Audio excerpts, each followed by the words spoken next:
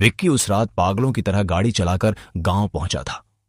उसकी आंखें लाल थीं और हाथ स्टीयरिंग पर कांप रहे थे। गांव के ढाबे पर रुकते ही वह जमीन पर गिर पड़ा। लोगों ने उसे संभाला, पानी पिलाया। जब उसने हकलाते हुए रोहन और उस 13वें मील वाली औरत का जिक्र किया तो वहां मौजूद बूढ़े ठाकुर की आंखें गंभीर हो गईं। बेटा, तू खुशकिस्मत है जो वहां से जिंदा लौट आया। ठाकुर ने गहरी सांस लेते हुए कहा। लेकिन रोहन, वो अब तुम्हारा दोस्त नहीं रहा। उसने उस औरत के लिए दरवाजा खोला था और अब वह उसी का हिस्सा बन चुका है। विक्की को खुद पर ग्लानि महसूस हो रही थी। वह अपने सबसे अच्छे दोस्त को उस अंधेरी रात में अकेला छोड़कर भाग आया था। पूरी रात वह सो नहीं सका।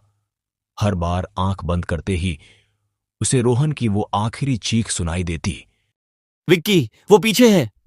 अगली सुबह जब सूरज की पहली किरणें पहाड़ों पर पड़ी, विक्की ने एक फैसला किया। वह डरपोक बनकर पूरी जिंदगी नहीं जी सकता था। उसने ढाबे से एक टॉर्च, कुछ गंगाजल और एक पुरानी लोहे की रॉड ली और अपनी गाड़ी फिर से उसी हाईवे की तरफ मोड़ दी। दोपहर का सन्नाटा दिन की रोशनी में वह हाईवे उतना डरावना नहीं लग रहा था, लेकिन जैसे जैसे वह 13वें मील के पत्थर के करीब पहुंच रहा था, हवा ठंडी होती जा रही थी। पक्षियों का चहचहाना बंद हो गया था और सड़क पर दूर दूर तक कोई और गाड़ी नहीं दिख रही थी। ठीक उसी जगह पहुंचकर विक्की ने गाड़ी रोकी जहां पिछली रात हादसा हुआ था। सड़क पर अभी भी टायर के घिसटने के निशान थे। कोहरा तो नहीं था, लेकिन एक अजीब सी धुंध पेड़ों के बीच तैर रही थी। रोहन, रोहन! विक्की ने चिल्लाया। उसकी आवाज पहाड़ों से टकराकर वापस आ रही थी, लेकिन कोई जवाब नहीं मिला। वह झाड़ियों को हटाते हुए जंगल के अंदर जाने लगा। थोड़ी दूर जाने पर उसे कुछ दिखा। रोहन की जैकेट का एक टुकड़ा एक कंटीली झाड़ी में फंसा हुआ था। विक्की के दिल की धड़कन बढ़ गई। वह आगे बढ़ा और अचानक एक पुरानी खंडहर हो चुकी हवेली के सामने खड़ा था। यह वही खंडहर था जिसका जिक्र गांव वालों ने किया था। हवेली के दरवाजे सड़ चुके थे। अंदर जाते ही सड़ी हुई लकड़ी और पुरानी नमी की गंध आई। विक्की ने टॉर्च चलाई। रोशनी की किरण धूल के कणों को चीरती हुई आगे बढ़ी। रोहन, क्या तुम यहां हो? विक्की की आवाज कांप रही थी। तभी ऊपर की मंजिल से किसी के चलने की आवाज आई। ठक ठक ठक। विक्की सीढ़ियों की तरफ बढ़ा। हर कदम के साथ लकड़ी की सीढ़ियां छू छू कर रही थीं। ऊपर पहुंचते ही उसने देखा कि एक कमरे का दरवाजा हल्का सा खुला है। अंदर रोहन बैठा था। उसकी पीठ विक्की की तरफ थी। रोहन भाई, तुम ठीक तो हो? विक्की दौड़कर उसके पास गया और उसके कंधे पर हाथ रखा। रोहन धीरे से मुड़ा। उसका चेहरा पीला पड़ चुका था और उसकी आंखों के नीचे गहरे काले घेरे थे। वह बुदबुदा रहा था। विक्की, तुमने दरवाजा क्यों खोला? विक्की चौंक गया। रोहन, मैंने नहीं, तुमने दरवाजा खोला था। चलो यहां से, ये जगह ठीक नहीं है। तभी रोहन के चेहरे पर एक डरावनी मुस्कान आई। उसने विक्की का हाथ जोर से पकड़ा।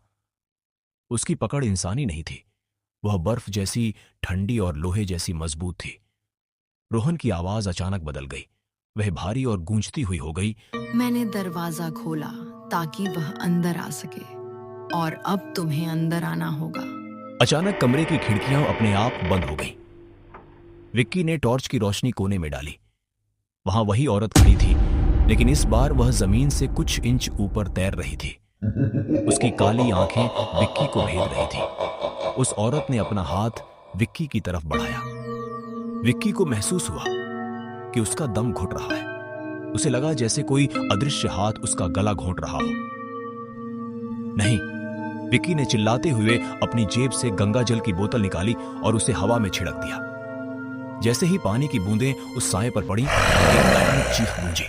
ऐसी आवाज तो किसी इंसान की नहीं हो सकती थी। उस औरत का साया पल भर के लिए धुंध गया। विक्की ने इसी मौके पर उसने रोहन को झकझोरा।